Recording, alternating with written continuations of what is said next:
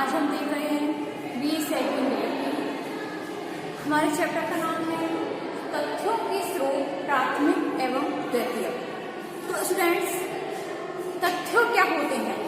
तो तथ्य वह होते हैं जिसमें कि अध्ययनकर्ता होता है, समाजशास्त्री होता है, जो भी घटना से संबंधित तथ्यों को, आंकड़ों को, सामग्री को एकत्रित करता है तो वे तथ्य कहलाते हैं। तथ्य हमारे दो प्रकार के हो सकते हैं, प्राथमिक तथ्य और द्वितीयक तथ्य। प्राथमिक तथ्य वह होते हैं जिसमें कि व्यक्ति प्रारंभिक रूप से जिन जिन चीजों को देखता है वो प्राथमिक तथ्यों के अंतर्गत आते हैं।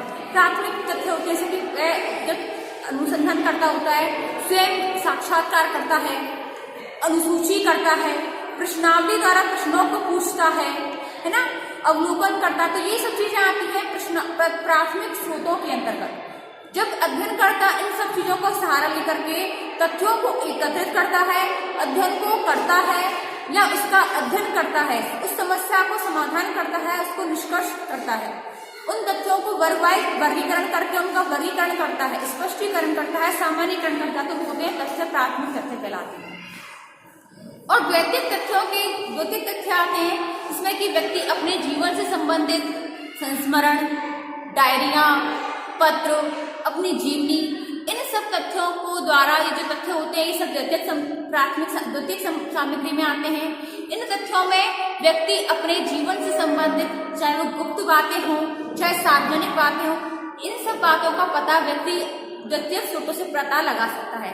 जैसे मान के चलो व्यक्ति को किसी व्यक्ति का अध्ययन करना है तो व्यक्ति का जन्म से लेकर के मृत्यु तक उसकी निजी बातों को या कोई ऐसी बातें होती हैं जिसको कि व्यक्ति किसी और को नहीं बताना चाहता है, तो उन बातों को व्यक्ति अपनी डायरी में लिख लेता है। तो जो अध्ययन करता होता है तो अगर वो उस डायरी में अगर देख ले तो उससे उस डायरी से उसके बीते हुए भविष्य का, वर्तमान काल का, भविष्य का पता लगा सकता है। तो स्टूडेंट्स, आज की जो हमारी वीडियो है वो है तथ्यों के स्रोत प्राथमिक एवं द्वितीयक स्रोत। यानी तथ्य दो प्रकार के होते हैं, प्राथमिक तथ्य और द्वितीयक तथ्य। तो सबसे पहले हम देखेंगे कि तथ्य क्या होते हैं। तो तथ्य वह हैं ऐसी सभी सूचनाओं, तथ्यों से तात्पर्य है कि ऐसी सभी सूचनाओं या सामग्री या आंकड़ों से है जो कि क्षेत्रीय कार्य और द्वितीयक स्रोतों के माध्यम से प्राप्त किए जाने वाले होते हैं। यानी कि ऐसी सूचनाएं या सामग्री या आंकड़े जिसमें कि व्यक्ति क्षेत्रीय कार्य करता है, साक्षात्कार, अवलोकन, अनुसूची के द्वारा और द्वितीयक स्रोतों के माध्यम से जो हमें आंकड़े प्राप्त होते हैं, जो सामग्री प्राप्त होती है, जो तथ्य प्राप्त होते हैं, वे तथ्य कहे जाते हैं। तो जैसे कि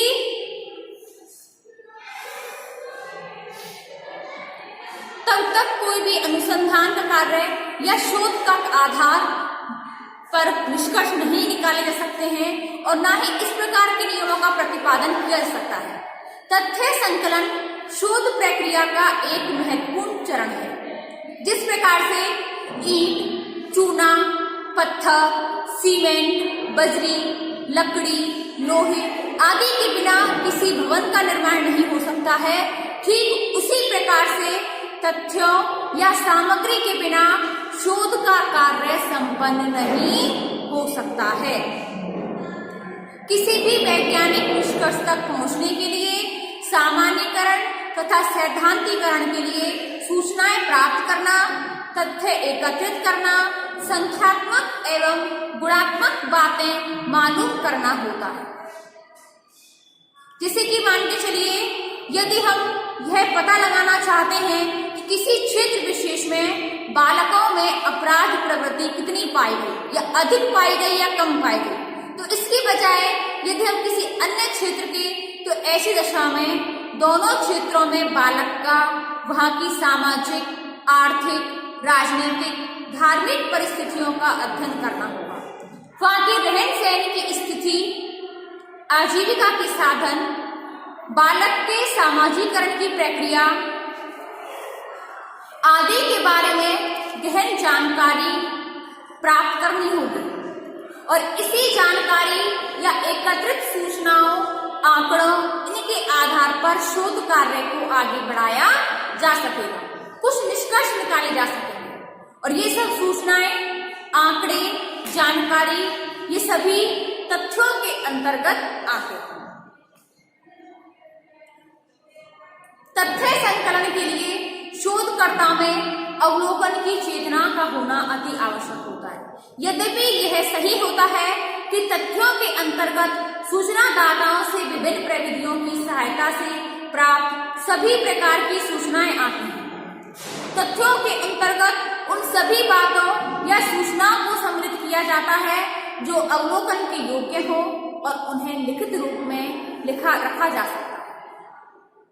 वैज्ञानिक ज्ञान की सीमाओं के विस्तार के लिए शोध प्रयत्नों के आधार पर छोटी से छोटी या साधारण लगने वाली सूचनाएं भी हो सकता है कि हमें बहुत लाभदायक हो, तो इन्हीं संकलित सूचनाओं को तथ्य या सामग्री के नाम से पुकारते हैं।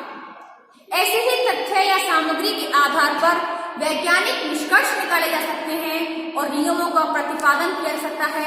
इसके साथ ही सिद्धांतों का निर्माण भी किया जा सकता है। इसमें हमारे मॉडर्न डिक्शनरी ऑफ सोशियोलॉजी के अनुसार कहा गया है कि अवलोकन या मापन के द्वारा एकत्रित सूचनाएं, जिसके द्वारा सामान्यीकरण करने या निष्कर्ष विकसित करने के लिए जो तथ्य एकत्रित किए जाते हैं, जो प्रयास किए जाते हैं, वे सामग्री कहलाते हैं। कॉलिंस डिक्शनरी के अनुसार सामग्री तथ्यों के रूप में सूचनाएं होती हैं जिनका कि हम विश्लेषण कर सकते हैं और उसे भावी आकलन करने के लिए प्रयोग भी कर सकते हैं। तथ्य संकलन प्रत्येक विज्ञान, चाहे वो भौतिक विज्ञान हो या सामाजिक विज्ञान हो, तथ्य एक लक्ष्य होता है जिसका व्यवस्थित रूप से संकलित तथ्यों के आधार पर वैज्ञानिक नियमों का प्रतिपादन किया जा सकता है। तथ्य संकलन से ही घटनाओं के कार्य कारण संबंध को जाना जा सकता है, कारण प्रभाव संबंधों का पता लगाया जा सकता है। प्रत्येक विज्ञान में विविध घटनाओं के कारण एवं प्रभावों को जानने का प्रयत्न तथ्यों के आधार पर ही किया जा सकता है। इसलिए हम कह सकते हैं कि विज्ञान की प्रगति तथ्यों पर निर्भर करती है। इसी में अमेरिकी कॉलेज शब्दकोश में भी कहा है कि जो घटना वास्तव में घटित हुई है या जो कुछ भी घटा है उसे तथ्य नाम दे दिया है। जहां से हमें यह बात ध्यान में रखनी होती है कि भौतिक विज्ञानों की मूर्त घटनाएं मात्र भी सामाजिक विज्ञानों के तथ्य नहीं होते, बल्कि अमूर्त जैसे कि विश्वास, भावनाएं, मनोवृत्तियां या विचार चिंतन तथ्यों के अंतर्गत आते हैं। अब आता है तथ्यों के प्रकार। तो तथ्य दो प्रकार के होते हैं, प्राथमिक तथ्य और द्वितीयक तथ्य। प्राथमिक तथ्य वह होते हैं इन तथ्यों का संकलन प्रथम बार शोधकर्ता या उसके सहायकों द्वारा क्षेत्रीय कार्य के आधार पर किया जा सकता है, जैसे कि अवलोकन करके,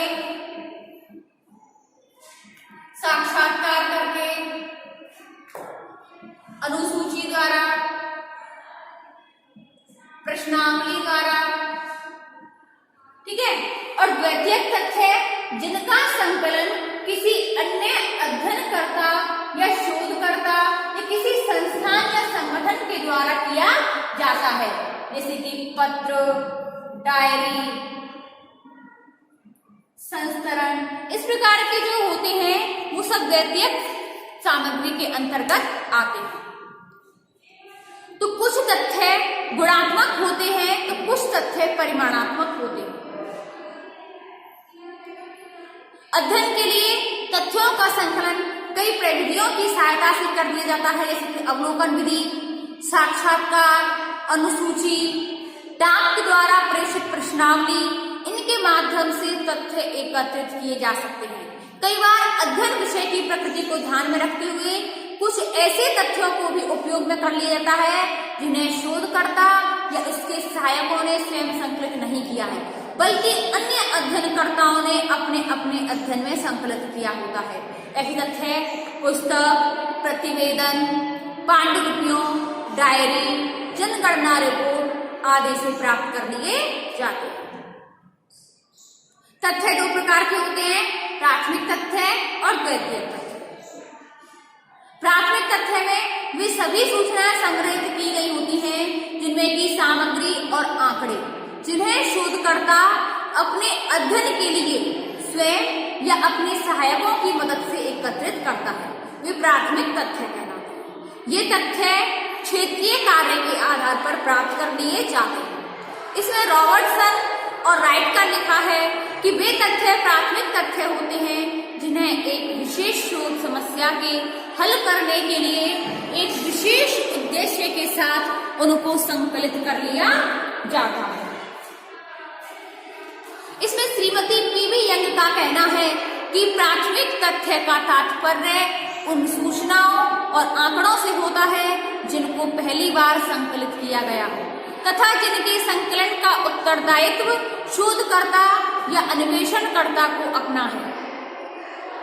प्राथमिक तथ्यों की उपयुक्त विशेषताओं के कारण प्राथमिक तथ्यों को प्रथम स्तरीय सामग्री के नाम से जाना जाता है। अब इसमें आता है द्वितीयक तथ्य। तो वे सभी सूचनाएं या आंकड़े या तथ्य जिन्हें शोधकर्ता अपने अध्ययन हेतु स्वयं संकलित नहीं करता है बल्कि जो पहले से ही प्रकाशित या अप्रकाशित रूप में उपलब्ध हैं, वे द्वितीयक सामग्री तथ्य कहलाते हैं।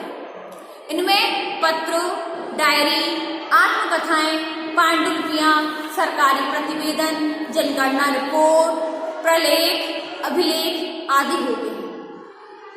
इनका तात्पर्य होता है कि द्वितीयक तथ्य पहले से ही होते हैं जिनका उपयोग कई शोधकर्ता अपने शोध विषय की आवश्यकता के अनुसार करते हैं। किसी शोधकर्ता या संगठन के द्वारा इस प्रकार की सामग्री या तथ्य पहले से ही संकलित प्राप्त कर लिए जाते हैं। इसमें श्रीमती पीवी यंग का कहना है कि द्वितीयक तथ्य वह होते हैं जिन्हें मौलिक स्रोतों से प्रथम बार प्राप्त कर लेने के पश्चात काम में किया जाता है और उनका प्रसारण अधिकारी उस व्यक्ति से भिन्न होता है जिसने प्रथम बार तथ्य संकलन को नियंत्रित किया। जनगणना रिपोर्ट के रूप में प्रकाशित सामग्री में से कुछ तथ्यों का चयन कर अपने अध्ययन के लिए उपयोगी करता है। ऐसे तथ्य इसके लिए द्वितीयक तथ्य कहलाएंगे। किसी अध्ययन में द्वितीयक तथ्यों का उपयोग उस समय किया जाता है जब विषय की प्रकृति ऐसी हो कि सभी तथ्यों को नवीन सिरे से एकत्रित करना आवश्यक नहीं है। उस विषय से संबंधित अन्य द्वारा एकत्रित तथ्य पहले से ही उपलब्ध हो। शोधकर्ता को अपने सीमित साधनों के कारण भी कई बार द्वितीयक सामग्री का उपयोग करना पड़ता है। द्वितीयक सामग्री को काम लेने के लिए शोधकर्ता का कार्यकुशल होना, उसका सूझबूझ होना वाला होना चाहिए कि वो कोई भी कार्य करे तो अच्छी सूझबूझ के साथ करे, कहीं कोई ऐसी गलती ना कर दे कि जानते बूझते गलती कर दे और उसका शोध कार्य विफल हो जाए। तो ऐसी सामग्री काफी विविधता लिए होती है और इसमें शोधकर्ता को आवश्यक तथ्यों का संकलन करना होता है जिससे कि एक अच्छा शोधकर्ता अपने कार्य को करते हुए किसी भी प्रकार की गलती ना करे और वह अपने कार्य को, अपने अनुसंधान को सफलता के मार्ग पर ले जाए। तो अनुसंधानकर्ता जब किसी भी प्रकार का इस प्रकार से समस्याओं का, इस प्रकार की घटनाओं का जब अध्ययन करता है, जो ऐसी समस्याओं को समाधान करता है, तो वो इस प्रकार की सूचनाओं को एकत्रित करता है जिसमें वह ऐसी समस्या का अध्ययन करता है जिसमें उसको थोड़ी बहुत जानकारी होगी। अगर वो किसी ऐसी समस्या का चुनाव कर ले जिसमें अध्ययनकर्ता को कुछ पता ही नहीं हो तो उसे अध्ययन करने में बहुत दिक्कतें आती हैं। तो इसके लिए पहले से ही एक अध्ययनकर्ता को एक ऐसी घटना का, ऐसी समस्या का समाधान करना है, एक ऐसे अध्ययन का क्षेत्र चुनना है, ऐसी समस्या का चुनाव करना है जिसमें अध्ययनकर्ता को थोड़ी बहुत जानकारी हो, क्योंकि जानकारी होने के साथ ही व्यक्ति उससे संबंधित तथ्यों को जल्दी से पकड़ सकता है, सूचनादाताओं का चुनाव कर सकता है, सीमित क्षेत्र का चुनाव करना चाहिए जिससे कि उसे अपने अनुसंधान कार्य को करते समय किसी भी प्रकार की परेशानी का सामना न करना पड़े और उसका अध्ययन का कार्य, उसकी सफलता का कार्य आसानी से बिना रुके हो जाए। तो अगर अध्ययनकर्ता को अध्ययन करना है तो उसे ऐसी उपयोग विधियां, ऐसी प्रविधियों को काम में लेना होगा जिसमें कि वह उसकी रुचि होगी, जिसमें कि वह उन प्रविधियों को, यंत्रों के बारे में अच्छे से जानता हो। तो स्टूडेंट्स, आज की जो हमारी वीडियो है वह तथ्यों के स्रोत प्राथमिक एवं द्वितीय। तो हमारे जो तथ्य होते हैं वे प्राथमिक और द्वितीयक दो प्रकार के होते हैं।